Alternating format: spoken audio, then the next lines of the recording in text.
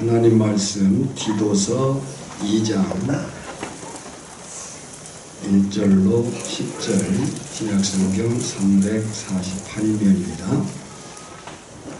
함께 읽겠습니다. 오직 너는 바른 교훈에 합당한 것을 말하여 늙은 남자로는 절제하며 경건하며 신중하며 믿음과 사랑과 인내함에 온전하게 하고 늙은 여자로는 그와 같이 행실이 거룩하며 모함하지 말며 많은 술에 종이 되지 아니하며 선한 것을 가르치는 자들이므로 그들로 젊은 여자들을 교훈하되 그 남편과 자녀를 사랑하며 신중하며 순적하며 집안일을 하며 선하며 자기 남편에게 복종하게 하라.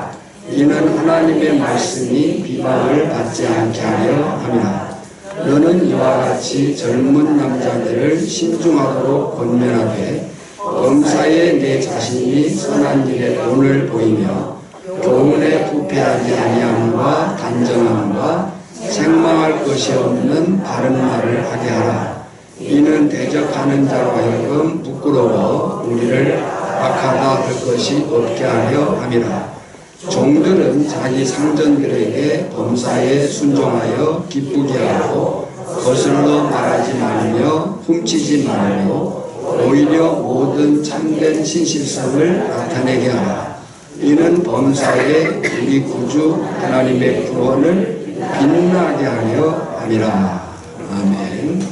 모든 성경은 성령의 감동으로 기록된 하나님의 말씀임을 믿습니다. 아멘.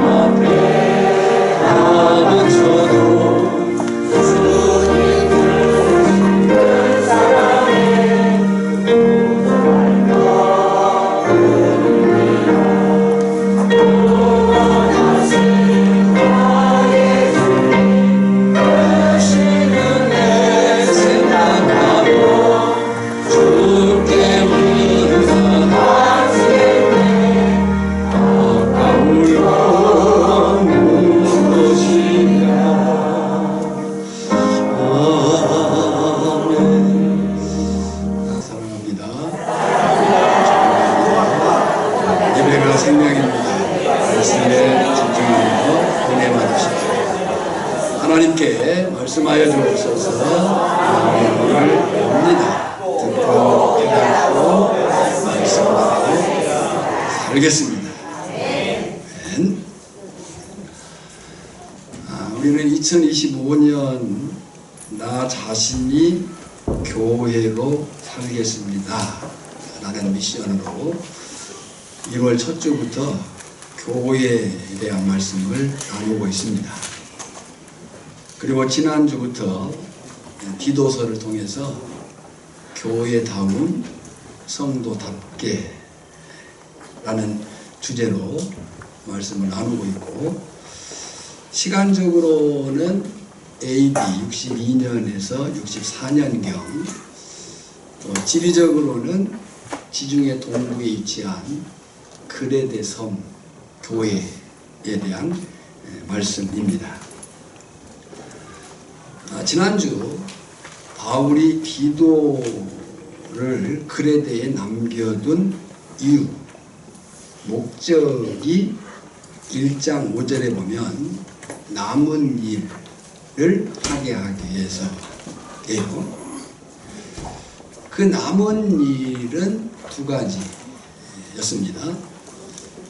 첫째는 바른 교훈, 독트린, 교리예요. 바른 교리를 계속해서 가르칠 수 있는 조직교회를 세우기 위해서, 그래서 장로들을 감독자로 세웠습니다. 같은 사람이에요. 장로는 직임이고 장로는 직무예요. 지금으로 보면 영적 리더십, 목회자 격인 거죠. 오늘의 장로님은 추후 110년경 수리 안디옥의 이그나티우스 교부 때부터 된 일이기 때문에 디도서의 지금 장로는 목회자적인 영적 리더십들을 세우기 위해서예요. 두 번째는 그들이 바른 교훈을 가르치고 그 교훈을 배운 대로 그레데 교회가 교회답게 성도다운 모습으로 살아가게 하기 위해서예요. 이런 배경에서 지난주 거짓 교사들과 대조하면서 암과 삶의 일치에 대한 말씀을 나눴고, 오늘은 세상과 구별된 교회, 성도의 존재 방식에 대한 말씀을 나누고자 합니다. 여기서 우리는 교회가 무엇인가를 지금까지 쭉 얘기해 왔지만 다시 한번 그림으로 볼 필요가 있습니다. 보십시오. 구원은 지극히 극개인적 사건입니다. 그 개인이 예수 그리스도를 구주와 주님으로 믿어 일어나는 사건을 우리는 구원이라고 얘기를 해요. 하지만 그 개인이 구원 안에 들어오면 개인으로 존재하는 것이 아니라 공동체로 존재합니다. 이것이 교회, 그리스도의 몸이라고 얘기를 하는 거예요. 현재 구원받은 성도들의 모임인 교회는 지상에 세워져 있습니다. 그렇죠? 이걸 우리는 유형의 전투적인 지역교회 이렇게 이해를 합니다. 눈에 보이고 또 아직 싸움이 있고 그리고 지역에 세워져 있는 그 교회로 이해하면서 동시에 이 교회는 무형의 눈에 보이지 않는 승리적인 장차 승리할 그 영광의 모습을 바라면서 그리스도 안에서 하나의 교회인 우주적 교회로 이해를 할 수가 있어요. 그러니까 오천교회의 지향은 무형의 장차 승리할 그 영광스러운 우주적 교회를 지향하면서 현재 유형의 보이는 지역교회의 모습으로서 세워져 가고 있는 그런 교회인 거죠. 초대 3세기 교부 키프리안이 이런 말을 했어요. 교회를 어머니로 두지 않는 자는 하나님을 아버지라 부를 수 없다. 교회 밖에는 구원이 없다. 이렇게 말했고요. 종교학자 요한 켈빈도 기독교 강요 4권 1장 1절에 우리는 교회를 어머니라 부르는 것을 신앙의 원리로 삼아야 한다. 왜냐하면 하나님을 아버지로 모시는 사람은 교회를 어머니로 가져야 하기 때문이다 라고 했어요. 때문에 교회가 무엇이냐에 대한 이해는 굉장히 중요합니다. 왜냐하면 내가 교회이면서 우리가 교회라는 것이고 내 모습이 교회이고 교회는 나로 인해서 세워져 가기도 하고 나로 인해서 무너질 수도 있다 라고 하는 그 유기체적인 생명 관계 때문에 그래요. 그래서 교회는 성도들을 영적으로 보호하고 양육하고 신앙과 그 성장과 성숙을 위해서 목회자가 절대적으로 필요하고 성도는 마땅히 그 보호와 양육을 받으면서 성도 한 사람 한 사람뿐만 아니라 교회 공동체 자체가 신앙의 성숙을 이루어가야 된다라고 하는 거예요. 왜 그래야 되느냐? 교회는 영적 대가족이기 때문에 그래요. 구약과 신약을 보면 권속이란 단어가 많이 나와요. 영어로 보면 하우스홀드예요. 가족이에요. 창세기 18장 18절에 보면 내가 크로, 아브라함이죠. 내가 크로 그 자식과 권속에게 명하여. 그래서요. 아브라함뿐만 아니라 그 자식뿐만 아니라 그 가족들에게 하나님이 명한 거예요. 그 자식과 권속에게 명하여 여호와의 도를 지켜 의와 공도를 행하게 하려고 그를 택하였나니 이는 그 목적이 어디에 있느냐 하면 나 여호와가 아브라함에게 대하여 말한 일을 이루려 함이니라. 그랬어요. 에베소 2장 19절을 보면 그러므로 이제부터 너희는 외인도 아니요 나그네도 아니요 오직 성도들과 동일한 시민이요 하나님의 권속이라.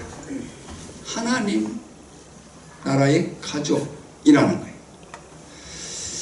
실제로 생각해 보면요, 육신의 가족들보다 더 많이 보고 자주 보고 특별한 경우가 아니고서는 앞으로도 그럴 거예요. 우리의 자식들이 있고 우리의 가족들이 있지만 그 자식들, 가족들 1년에 몇 번 못 봅니다. 그 자식들보다 더 많이 자주 또 많은 그 이야기들을 나눌 수 있는 그 사람들이 영적 가족인 교회 성도들인 거죠. 예수님도 자신을 찾아온 어머니와 동생들을 밖에 세워둔 채 자신을 둘러앉은 자들에게 이렇게 말씀하셨거든요. 누구든지 하나님의 뜻대로 행하는 자가 내 형제요 내 자매요 어머니니라. 누가 내 형제 내 자매 어머니요? 하나님의 뜻대로 행하는 자가. 그랬어요. 때문에 목사의 역할은 성도들이 서로를 가족으로 수용하고 함께 살고 함께 웃고 함께 울고 함께 놀도록 조정하는 일이 목사의 역할이 아닌가 하는 생각을 가져요. 에베소 4장 11, 12절에 보면 이는 어떤 사람은 목사 곧 교사로 삼으셨으니, 저는 우리 성경에 목사와 근데 그 엘라 원역으로 보면 정말 하나거든요. 이게 곧으로 번역하고 싶어요. 목사와 교사가 같은 거죠. 목사는 직임이고 교사는 그 목사의 가장 큰 신약교회의 목사의 가장 큰 일이 가르치는 교사. 목사 곧 교사로 삼으셨으니 이는 성도를 온전하게 하여 봉사의 일을 하게 하며, 궁극적 방향이 어디에 있어요? 그리스도의 몸. 그리스도의 몸이 뭐예요? 교회죠. 그리스도의 몸을 세우려 하심이라 그랬습니다. 그런데요, 친밀한 가족, 건강한 가족은 서로를 받아주고 참아주고 기다려주고 품어주고 지지해줍니다. 어른들은 인격적 모범을 보이며 삶에 필요한 기술을 전수해주고 어려울 때 어떻게 살아야 할지를 그 지혜를 보여주고, 그런 가운데에서 인격이 다듬어지고 어떻게 살지를 배우면서 또 한 사람의 어른으로 그 생명이 자라가고 세워지는 거예요. 물론 그렇다고 가족으로서의 삶이 늘 좋을 때만 있는 건 아니잖아요. 갈등도 있고 때로는 큰 다툼으로 인해서 고통을 겪기도 합니다. 마찬가지로 영적인 대가족인 교회도 그래요. 더구나 교회는 육신적 가정보다 훨씬 그 구성원들이 다양하고 또 특별한 경우들이 많습니다. 같은 신앙 고백을 가졌다 할지라도 우리는 같은 신앙 고백을 가졌어요. 예배 속에서 사도신경을 함께 고백했어요. 같은 신앙 고백을 가졌다 해도 은사도 다르고 소득도 다르고 배움도 다르고 성격도 다르고 신앙의 정도도 다르고 또 헌신의 정도도 달라요. 중요한 것은 그 다른 것이 갈등이 될 것인가 아니면 오히려 그 다름이 서로를 이해하고 서로에게 서로를 배움으로 해서 풍성해질 것인가 이 문제예요. 저는 이것을 거룩한 책임감이라고 생각합니다. 우리는 분명히 달라요. 그 다름을 갈등으로 가져갈 것이냐, 그 갈등을 통해서 서로가 서로에게 가르침이 되고 배움이 되어서 풍성하게 할 것이냐, 이 책임, 그 거룩한 책임을 우리는 가지고 있는 거예요. 그래서 교회를 상호 의존적, 우리의 몸이 생명으로서 유기적으로 정말 그 피와 피, 살과 살, 그 모든 것이 연결되고 연결되어서 서로를 돕고 세우는 것처럼 상호 의존적이고 상호 신뢰적이고 상호 책임적 공동체라고 말합니다. 서로가 서로에게 거룩한 책임감을 느끼면서 세워주고 채워주고 온전하게 해주는 관계 공동체인 거죠. 오천교회가 그렇다는 거예요. 아멘. 네. 오천교회가 그렇게 세워지기를 축복합니다. 그러면 영적 가족인 교회를 세우기 위해 디도가 할 일이 뭐냐? 이미 앞에서 말씀드렸지만 바울이 가장 강조한 말은 두 가지. 1절인데요. 읽어볼까요? 오직 너는 바른 교훈에 합당한 것을 말하여 그랬어요. 여기 교훈, 디다스칼로스란 말인데 독트린, 도그마란 말이 있고 독트린이에요. 교리예요. 그러니까 너는 바른 교훈에 합당한 것을 말하여 그랬어요. 두 가지예요. 바른 교훈과 합당한 말이에요. 풀어서 얘기하면 바른 교훈과 그 바른 교훈에 어울리는 합당한 고백만 중요한 게 아니고 그 고백에 따른 삶이 실제적으로 주어져야 된다 라고 하는 삶의 지침들을 이 바울이 디모데가 할 일이라고 가르친 거예요. 늘 강조했고 또 지난주도 말했지만 교회는 신학, 교리, 어떤 가르침을 가졌는가가 굉장히 중요합니다. 교리를 말하면 우리가 어렵거나 또 딱딱하거나 부정적으로 생각하는 경우가 있는데 전혀 아니에요. 신학, 교리는 다른 게 아니고 성경을 다시 말한 거예요. 좀 역사를 거슬러 올라가 보면 종교개혁이 1957년에 이루어졌죠. 그리고 종교개혁이 흐른 뒤에 그 개혁자들이 그 흩어진 교회들을 둘러봤어요. 돌아봤어요. 종교개혁이 이루어졌고 신앙 고백을 가졌으니까 그 교회들이 어떻게 살아가고 있는가를 돌아봤는데 잘 세워져 있을 줄 알았어요. 근데 돌아보니까 교회가 서 있질 않는 거예요.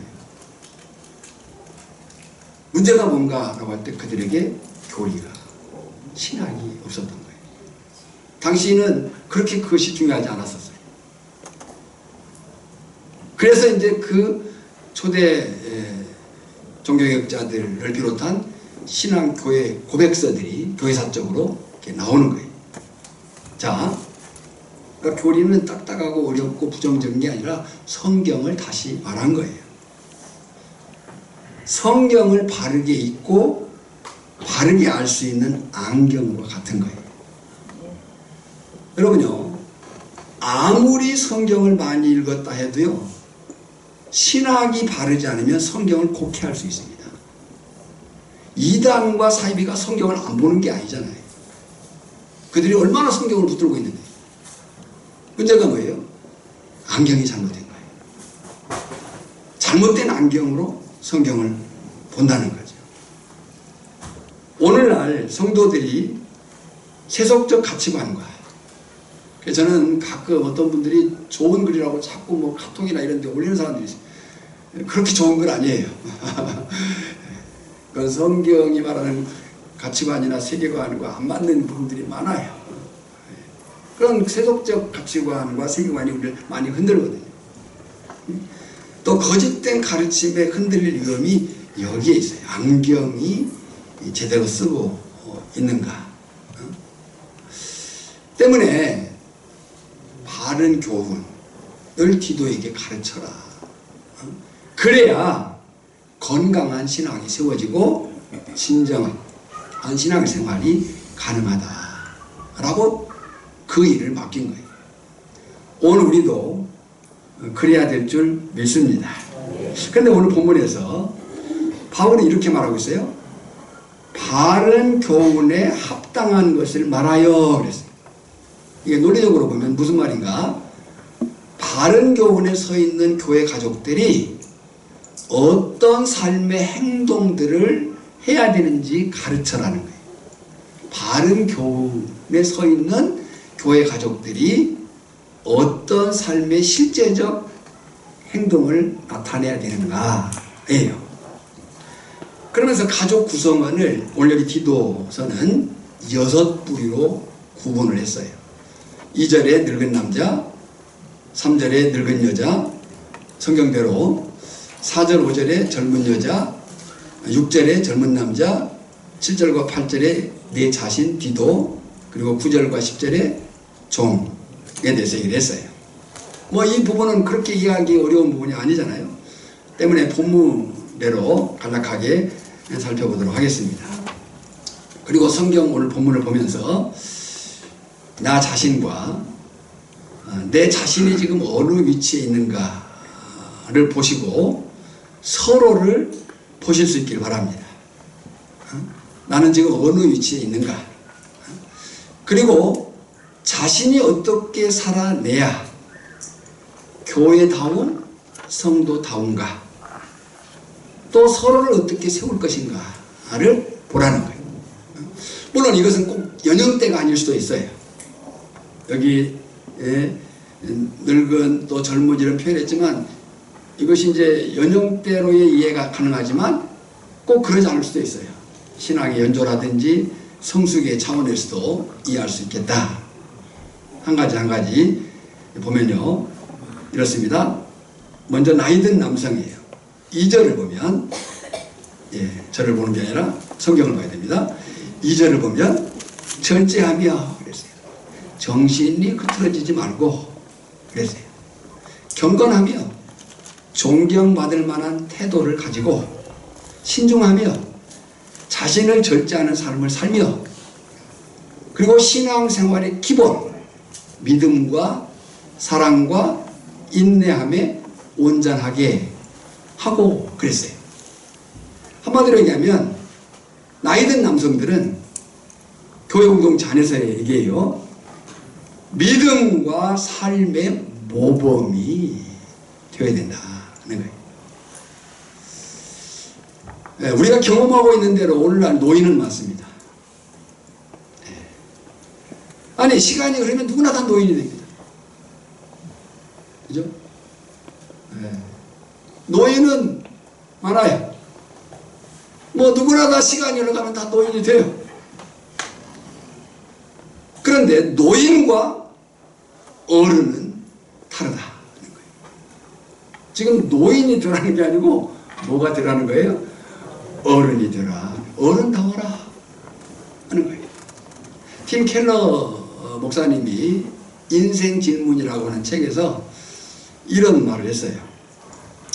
노년의 신자는 단순히 오래 산 사람이 아니라 하나님과 동행하며 삶의 지혜를 실천하는 사람이다. 그랬어요. 그런 나이든 남성들이 우리 교회에 많기를 원합니다. 두 번째, 나이든 여성이에요. 3절이에요.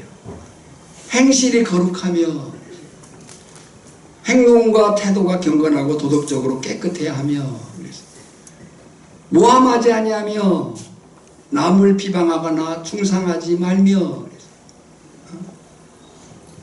여러분, 나이를 먹는다는 것이 참 어쩔 수 없는 시간적 흐름이기도 하지만 귀한 거잖아요. 근데 나이를 먹게 되면 좀 더 포용적이고 수용적일 것 같은데 그러지 않아요. 방어적이 돼요. 어떤 말을 들었을 때 좀 참고 수용하고 포용하면 좋은데 그러잖아요. 바로 공격해요. 근데 그럴 수 있다는 거죠. 그러지 말라는 거예요. 모함하지 아니하며 남을 비방하거나 중상하지 말며. 그래서 많은 술의 종이 되지 아니하며 통제력을 잃지 말고 선한 것들을 가르치는 자들이고 올바른 삶의 원칙과 도덕적 가치를 가져라는 거예요. 여러분, 실제로 나이가 들면요 말이 많아질 수 있어요. 했던 말을 또 하고 또 하고 또 하고 똑같이 또 할 수 있어요. 말은 할 수 있죠.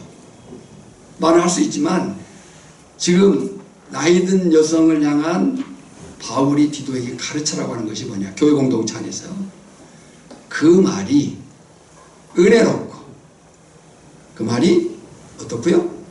은혜롭고 믿음을 전수할 수 있는 말이 되라, 그 얘기예요. 오늘 우리 오천교회 공동체 안에 예정 때든 신앙의 연조든 성숙이든 나이든 여성분들이요, 그 말이 은혜롭고 믿음을 전수할 수 있는 말이 되기를 축복합니다. 세 번째, 젊은 여성이에요. 4절 5절이에요. 신중하며. 그랬어요. 절제와 지혜로운 판단력을 의미해요. 이 말은 감정적이지 않고 이성적으로 행동해라 하는 거예요. 우리가 꽤 이성적인 것 같지만 사실 감정이 앞설 때가 많습니다. 그러지 말라는 거예요. 순결하며 도덕적으로 깨끗하고 정숙한 삶을 의미해요. 여러분, 이 말을 다 우리가 할 수도 없지만은 오늘날 여성들의 사유적 문란이 남성 못지 않습니다. 또 그 다음에 집안일을 하며, 이건 단순한 가사 노동을 얘기하는 게 아니에요. 가정을 영적으로 정서적으로 세워가는 역할을 의미해요. 선하며 도덕적으로 올바르고 친절하고 배려 깊은 성품을 나타내요. 그리고 자기 남편에게 복종하게 하려 함이니 하나님이 세우신 권위에 대한 자발적으로의 순종하는 존중을 말해요. 왜 그래야 된다고 얘기해요? 이는 같이 해볼까요? 하나님의 말씀이 비방을 받지 않게 하려 함이라, 불신자들에게 부끄러움이 되지 않게 하기 위해서. 마사 피스라는 분이 탁월한 아내라는 책에서 이런 말을 했어요. 결혼한 여성이 하나님께 순종하는 가장 강력한 방법은, 결혼한 여성이 하나님께 순종하는 가장 강력한 방법은 남편을 사랑하고 가정을 섬기는 것이다. 그랬어요. 이건 단지 가정 논리를 말하는 게 아니라 성경이 말하는 하나님의 진리 안에서의 삶을 얘기하는 거예요. 오늘 젊은 여성된 분들이요, 그렇게 가정을 세우기를 축복합니다. 그 다음에 네 번째 젊은 남성이에요. 6절이에요. 이와 같이 그랬어요. 이와 같이는 앞에 말 다 받는 거예요. 나이든 남성, 나이든 여성, 젊은 여성들과 같이. 그리고 한 가지를 짚었는데 신중하도록. 이 말은 반복되고 있어요. 중요하다는 거죠. 어느 계층이든지 간에 다 중요하다는 거예요. 이 말은 반복되고 있어요.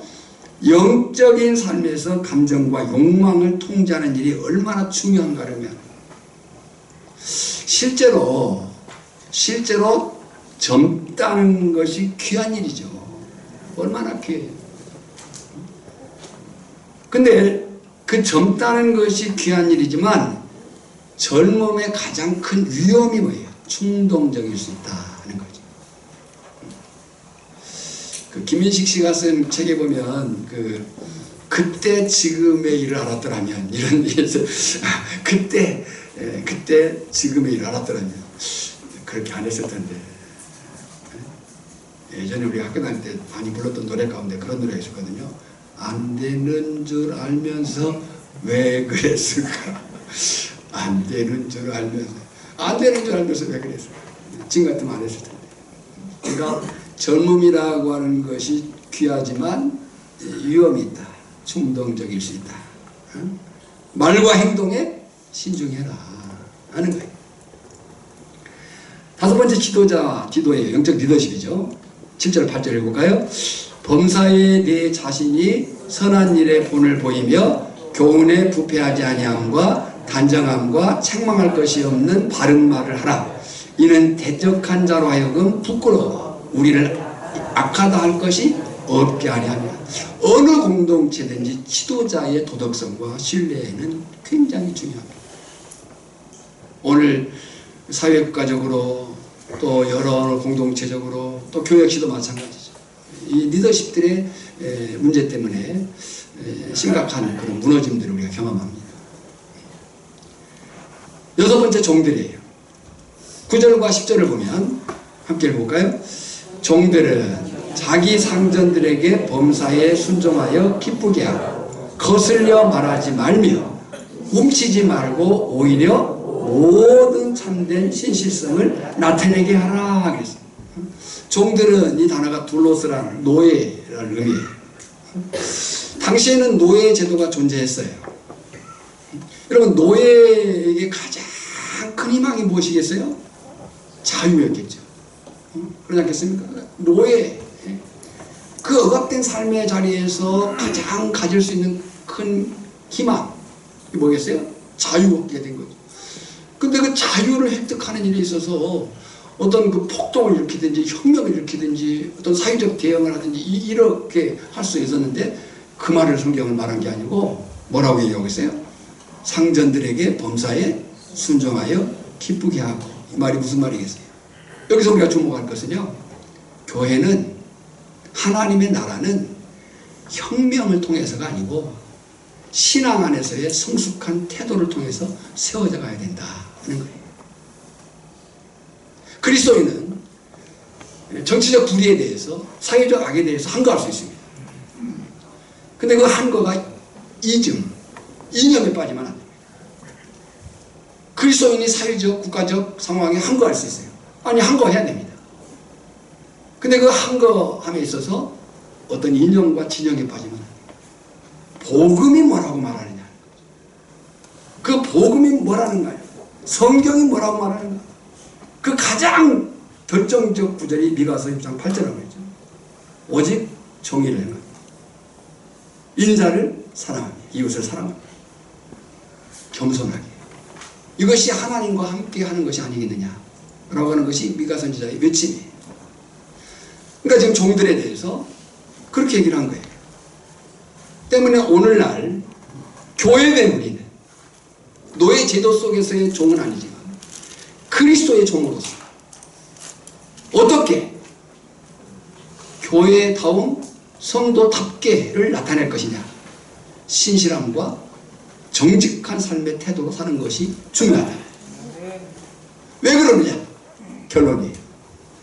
결론이 그 다음 말씀이었어요. 읽어볼까요?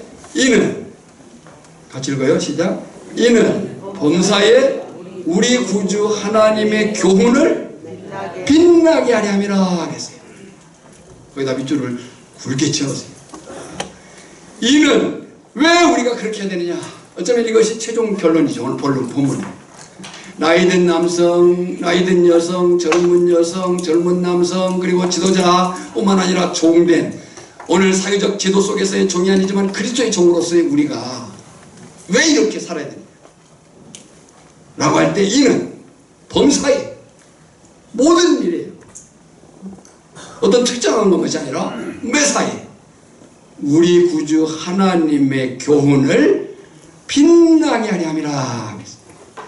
근데 여기 빛나게 하려 한다는 말이 아주 중요해요. 코스메오라는 말인데요. 더욱 매력적으로 보이게 하라 하는 거예요. 이게 분명한 것은요, 이제 저를 보세요. 분명한 것은 우리가 바른 교훈인 하나님의 말씀으로 살 때, 아니 하나님의 말씀으로 살면 우리의 삶이 멋지게 보일 줄 믿습니다. 멋지게 보여야 합니다. 예수를 믿고 새로운 피조물로서 살아간다는 삶이 저런 것이구나. 아멘을 해야 되겠구나. 여러분, 우리가 예수 믿는다는 건 교회만 다니는 게 아니잖아요. 새로워진 거예요. 새로운 사람이 된 거. 새로운 피조물. 본래 하나님의 그 형상대로 모양대로 지음받은 그 회복을 그리스도 안에서 이룬 것이 예수 믿는 거예요. 예수 믿는 거라고요. 생명이 달라진 거예요. 생명이 달라진 거예요. 삶이 달라진 거예요. 그걸 보여라는 거예요. 교훈을 빛나게 하려 합니다. 멋지게 보이게 해라. 저렇게 살아야 되는 거구나.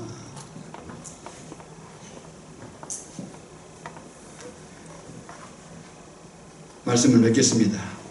내가 교회입니다. 우리가 교회입니다. 우리는 단지 교회만 다니는 사람이 아니라 교회로 살아야 되는 사람들. 이게 개인적으로 움직이는 교회들인 거예요. 움직이는 교회들. 오천교회가 어떤 교회인가? 금사면 오천길 46번지에 세워진 그 예쁘고 번듯한 건물, 그걸 평가하지 않습니다. 그건 지리적인 건물적인 이해고요. 오천교회가 어떤 교회냐 라고 할 때 그 오천교회 그 사람이 어떤 사람들. 이게 우리는 교회만 다닌 사람이 아니에요. 그래서는 안 돼요. 교회로 살아야 돼요. 그러기 위해서 교회는 바른 교훈, 신학 교리가 중요합니다. 제가 이제 요즘에 고민하는 것은, 이제 제가 남은 그 기간 동안에 내가 할 공부가 있다면 뭘까? 라고 할 때 다시 고전으로 가는 거였어요. 다시 신앙 고백서로 가는 것밖에 없다.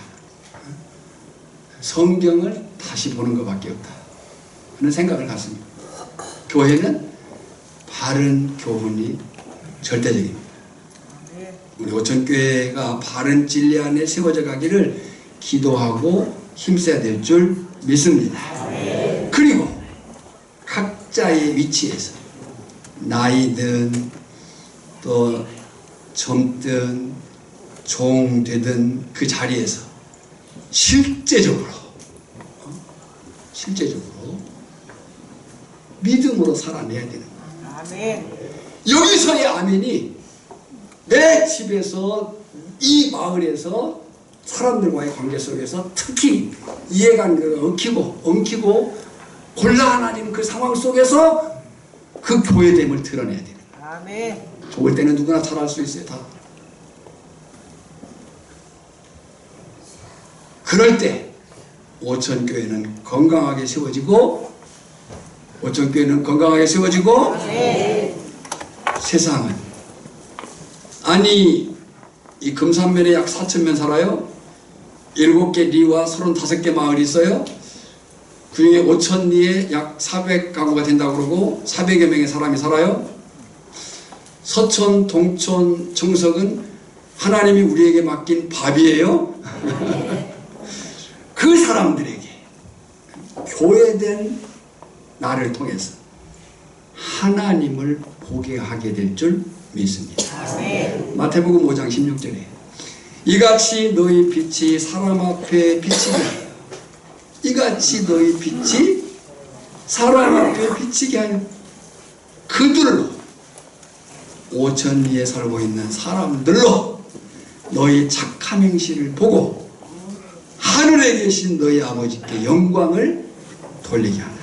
빌립보서 2장 15절에 이는 너희가 흠이 없고 순전하여 어그러지고 거스르는 세대 가운데서 우리가 사는 세상이 만만하지 않다는 거예요. 그래 너희들 믿음으로 마음대로 살아, 이런 세상이 아니라는 거예요.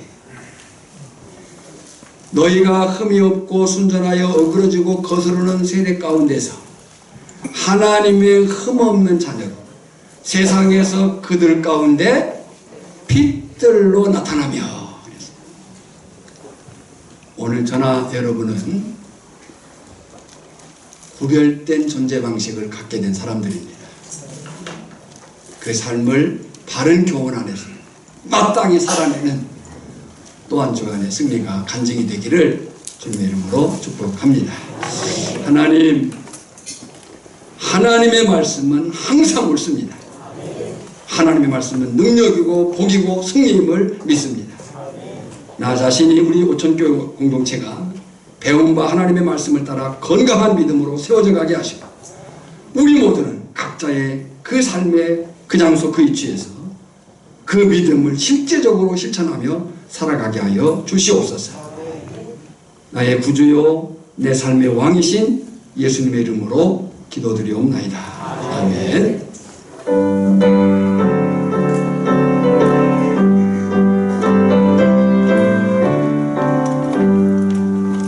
주의 음성을 내가 들으니 사랑한단 말일세. 믿는 마음으로 주께 가오니 나를 용서하소서. 내가 매일 십자가 앞에 더 가까이 가오니 구세주의 흘린 몸에 비어서 나를 정케 하소서. 주여 넓으신 은혜의 부사 나를 받아주시고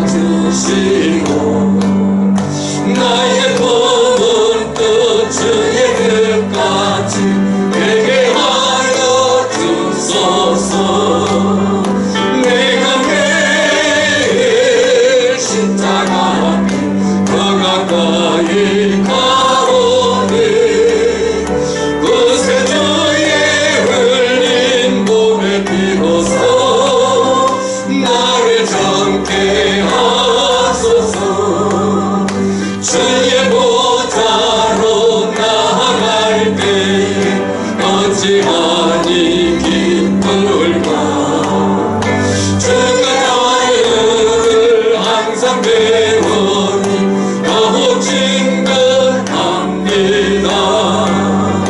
내가 매일 십자가 앞에 더 가까이 가오니 구세주의 흘린 몸에 비어서 나를 정케 하소서. 우리 구주의 넓은 사랑을 증명할 자 없으며 주가 주시는 참된 기쁨도 헤아릴 수 없도다. 내가 매일 십자가 앞에 더 가까이 가오니 구세주의 흘린 몸에 비어서 나를 정케 하소서. 아멘. 이제는 구주요 주님 되신 예수 그리스도의 은혜와 성부 하나님의 크고 놀라우신 사랑하심과 성령의 깨닫게 하시고 그 깨달음을 쫓아 살도록 도우시는 그 능력이 다시 교회다움 성도답게 구별된 삶의 그 존재 방식을 가진 사람으로서 생명을 가진 자로서 살기를 다짐하는 심령들이 위해 우리 오천교회 공동체 위에 이 나라의 민족, 세계 열방, 아시아, 아프리카, 남미, 북미, 오세아니아 열방들이 위해 이제부터 영원까지 항상 함께 있을지어다. 아멘. 우리의 찬양 기쁜 마음으로 하겠습니다. 내 손을 내밀었어 넘어진 형제 일으켜 주세